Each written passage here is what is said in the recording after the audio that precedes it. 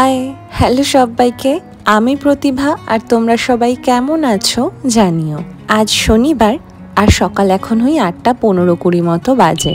জার্মানির তাপমাত্রা 0 ডিগ্রির আশেপাশেই থাকছে রোজ, আর সকালটাও হয় অনেকটা দেরি করে।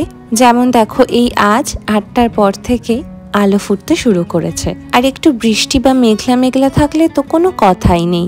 কখন যে সকাল আর কখন যে রাত হচ্ছে টেরই পাওয়া যায় না। যাই হোক, সকালবেলা একটু হাঁটতে বেরিয়েছি।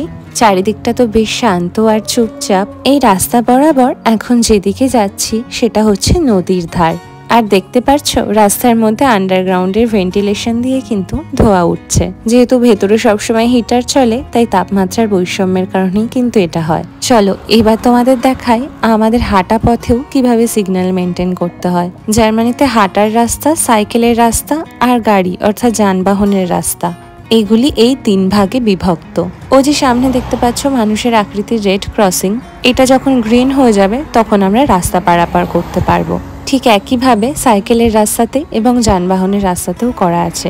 এখানে শুধু বড় রাস্তা বলে নয়, অলি গলি যেখানেই যাবে হাঁটার রাস্তা আর সাইকেল চালানোর রাস্তা আলাদা করে পাবে। গ্রিন সিগন্যাল হয়ে গেছে, আমি পারও হয়ে নিয়েছি। আর দেখো, আজ এসে দেখছি ঘাসের মধ্যে শিশিরগুলো জমে একেবারে বরফ হয়ে গেছে, আর পার্কের এই টেবিলের ওপরে একেবারে আচ্ছাদন পড়ে গেছে। যখন আঙুল দিয়ে এরকম ঘষছি পুরো সাদা বরফ। জার্মানির অন্যান্য কিছু শহরে অলরেডি স্নোফল হয়ে গেলেও ম্যানহাইমে এত ঠান্ডা পড়ছে, তবে একদিনও স্নোফল হয়নি। আর এখন দেখতে পাচ্ছ কাদের সাথে তোমাদের পরিচয় করাচ্ছি। এই যে সবুজ ঝোপের ওপরে বসে আছে সবুজ রঙেরই পাখি, টিয়া পাখি। গোটা গাছ জুড়ে কিন্তু টিয়া পাখি বসে রয়েছে। এখানে এই নদীর ধারটাতে আমি প্রথম যখন এসেছিলাম খুব অবাক হয়ে গেছিলাম। ঝাঁকে ঝাঁকে এত টিয়া এই পার থেকে উড়ে কখনো ওই পারের গাছের ডালে, আবার ওই পারের গাছের ডাল থেকে এই পারে চলে আসছে। ঝাঁকে ঝাঁকে আকাশে উড়ে বেড়ায়, আর ভারী সুন্দর লাগে ওদের খেলা দেখতে। এত ঠান্ডার মধ্যে মাঝে মধ্যে হাত পা একদম কাজ করে না, তাই কিছুক্ষণ দৌড়ানোর পরে আবার ধীরে ধীরে হাঁটা শুরু করি। এই নদীর ধারের পাশটা দিয়ে মর্নিং ওয়াক, ইভিনিং ওয়াক সব সময় সবাই হাঁটছে বা দৌড়চ্ছে। গরমকালে এটা কিন্তু খুবই মনোরম লাগে, তবে এখন শীতকালে এটাই হয়ে যাচ্ছে খুবই কষ্টকর। দেখো, শীতকাল হয় নদীর জলও শুকিয়ে এসেছে, তবে প্রতিটা ঘাসের ওপরে কিন্তু বরফের মতো শিশির পড়েছে। আর এই কয়েক মাস আগেও যেন এই তরতাজা গাছগুলো এখন হয়ে রয়েছে একেবারে রুক্ষ শুষ্ক। আর ওদিকে ধীরে ধীরে সূর্যটা একবারে সারা আকাশ ছেয়ে যাচ্ছে। আজ হয়তো একটু রোদ হলেও হতে পারে। চলো এবার বাড়ি ফেরা যাক। আমি আজ সকালে উঠে হাঁটতে যাওয়ার আগে প্রথমেই বাসনগুলো মেজে নিয়েছিলাম। তোমরা তো সকলেই হয়তো জানো যে এখানে কোনো হেল্পিং হ্যান্ডের ব্যবস্থা নেই, নিজের কাজ সকল নিজেকেই করতে হয়। তাই রাত্রে ঘুমোতে যাওয়ার আগে বা সকালবেলা উঠে আমার প্রথম কাজই হয় বাসনগুলো মেজে পরিষ্কার করে রাখা। এই তো রান্নার জায়গাটা একেবারে পরিষ্কার করে রেখেছি। এখন চলো একটু বাজারে যাই। আজ অনেকগুলো বাজারে যেতে হবে। প্রথমে এসেছি এই মার্কেট প্লাজে বসা খোলা বাজারটাতে। চতুর্দিকটা দেখতে পাচ্ছ শাক সবজি, ফল, ডিম, দুধ, টাটকা ব্রেডে একেবারে ভর্তি। মঙ্গল, বৃহস্পতি আর শনিবারই বসে এই খোলা বাজারটা। আমি বেসিক্যালি এখান থেকে ফল কিনি। আর এবার যাবো লিডলে। সকালবেলায় এই সুপার মার্কেটগুলোর ভিড় যেন একটু অন্যরকমই থাকে, ঠিক যেন আমাদের দেশে সেই সকাল সকাল বাজার করার মতো। আজ এই টোবাস্কো সস আর একটা সুইট চিলি সস নেব। আমার ইদানিং এই সুইট চিলি সসটা খেতে বেশ ভালো লাগে। এখন এসেছি একটু এই মাছের সেকশনটাতে। আজ ভেবেছি এই একটা সালমান মাছ তুলে নেব। ফার্স্ট টাইম রান্না করে দেখবো যে আমাদের দুজনের এটা খেতে ভালো লাগছে কিনা। এই তো মোটামুটি টুকটাক কয়েকটা জিনিসই নিয়েছি লিডল থেকে, বাদ বাকি জিনিসপত্র নেব বাড়ির কাছের সুপার মার্কেট অলডি থেকে। এই তো অলডিতে চলেও এসেছি। আজ এই হোয়াইট ক্রিমের অরিও বিস্কুটটা দেখে তো আমি খুবই অবাক হলাম। আমি তো দেখে এসেছি অরিও সব ব্ল্যাক আর হোয়াইট ক্রিমের কম্বিনেশনে হয়। যাই হোক, সমস্ত বাজারঘাট ঘুরে খুব খিদে পেয়ে গেছে, তবে বাজার এখনো শেষ হয়নি। ইন্ডিয়ান জিনিসপত্র যেখান থেকে আনি সেই পার্ক স্টোরে যেতে হবে। খুব খিদে পেয়ে গেছে। অলডির বেকারি সেকশন থেকে একটা ক্রোসান্ট নিয়ে এসেছিলাম, এখন সেটাই খাচ্ছি। গোটা জার্মানিতে ব্রেড আইটেম কিন্তু ভীষণ পপুলার, আর বিশেষ করে এই ক্রোসান্ট এর বিভিন্ন ভ্যারাইটি এখানে পাওয়া যায়। রাস্তাঘাটে যেতে আসতে কাউকে না কাউকে ক্রোসান্ট বা ব্রিজেল খেতে অবশ্যই দেখবে। আজকের শেষ বাজার হচ্ছে এটা, পার্ক স্টোর থেকে নেওয়া এই ইন্ডিয়ান জিনিসপত্র। মাসে অন্তত 3 থেকে 4 বার আমার এই স্টোরটাতে আসতেই হয়, কারণ এখানেই পাওয়া যায় ইন্ডিয়ান চাল, আটা এসব। আর এই দেখো আজকে এতগুলো বাজারের বিল হয়েছে, প্রায় ওই 80 ইউরোর কাছাকাছি খরচ হয়েছে। মানে বলতে পারো এখানে আছে 7,000 টাকার বাজার। মোটামুটি যা এনেছি এগুলো তো 1.5 সপ্তাহ চলেই যাবে।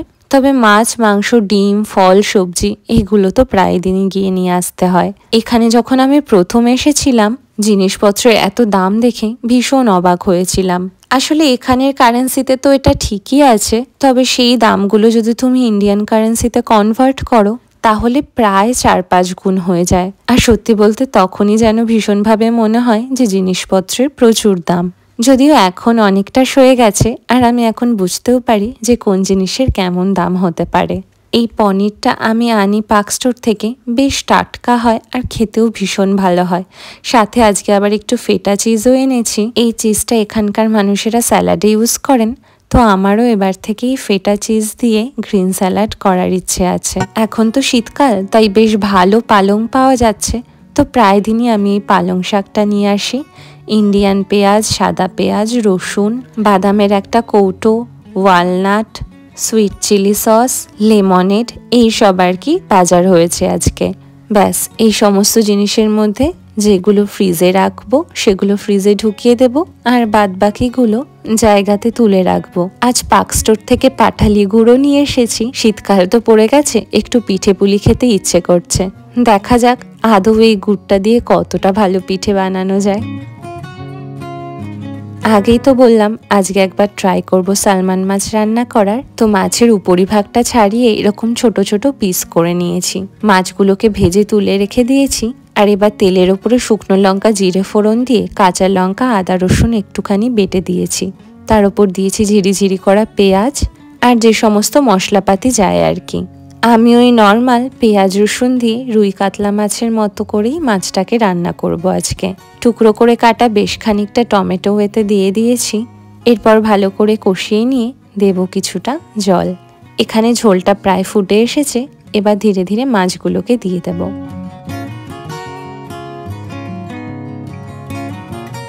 দেখতে তো খানিকটা সেই রুই মাছের ঝোলের মতোই লাগছে, দেখা যাক খেতে কেমন লাগে। ওপর থেকে ছড়িয়ে দিচ্ছি একটুখানি ধনে পাতা আর সাথে একটুখানি ঘি গরম মশলা দিয়ে তারপর নামিয়ে নেব। স্নান পুজো সেরে এখন দুপুরে খাবার সময়। গরম গরম ভাতটা ওইদিকে বেড়ে নিয়েছি। আর দেখো এদিকে মাছের ঝোলের রংটা কিন্তু বেশ সুন্দর এসেছে। 2-3 পিস ছোট ছোট দেখে একেবারে ভাজা মাছও তুলে রেখেছি মাছ ভাজা কেমন লাগে দেখার জন্য। ব্যাস আজকের এই সিম্পল মেনু, গরম ভাত আর সালমান মাছের ঝোল। মাছের কারিটা হয়েছেও ভীষণ সুন্দর, আর দেখে একদম বোঝারই উপায় নেই যে এটা রুই কাতলা মাছ নয়, সালমান মাছ। সাথে একটু বেগুন ভাজাও করে নিয়েছিলাম।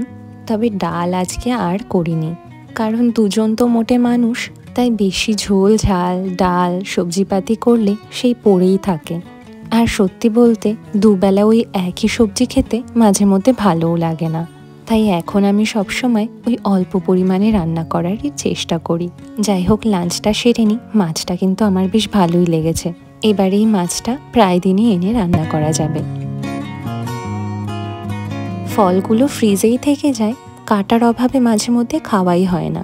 হাতের সামনে ওই গোটা একটা ফল থাকলে পুরোটা খেতেও ইচ্ছে করে না। তবে আজ আর অলসতা করিনি। বিকেলের দিকে সুন্দর করে কেটে দুজনে মিলে একটু ফল খেয়েছিলাম।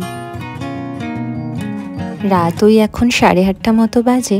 আজ বহুদিন বাদে আমি ওর সাথে একটু জিমে এসেছি, বাড়ির একেবারে কাছে। ও তো নিয়মিত আসে, তবে আমার একেবারেই আসা হয় না। আজ অনেক দিন পরে মেশিনে ওয়ার্কআউট করে বেশ ভালো লাগলো। আমরা এখানে সপ্তাহে একটা দিন অন্তত বাইরে থেকে খাবার নিয়ে আসি। বেসিক্যালি ওই চিকেন ডোনারটাই খাই, যেহেতু এটা এখানে সহজলভ্য জিনিস। আজ তেমনই একটা ডোনার বক্স আর একটা গোটা ডোনার কাবাব নিয়ে এসেছি। সপ্তাহে এই 2-1 দিন আমার ডিনার বা লাঞ্চে রান্না থেকে বিরতি থাকে। তোমাদের তো এই ডোনারের কথা বহুবার বলেছি, আর খাবারের মধ্যে এটা একটা মোটামুটি বলতে পারো হেলদি অপশানই। সেই কথাও তোমরা নিশ্চয়ই এতদিনে জেনে গেছো।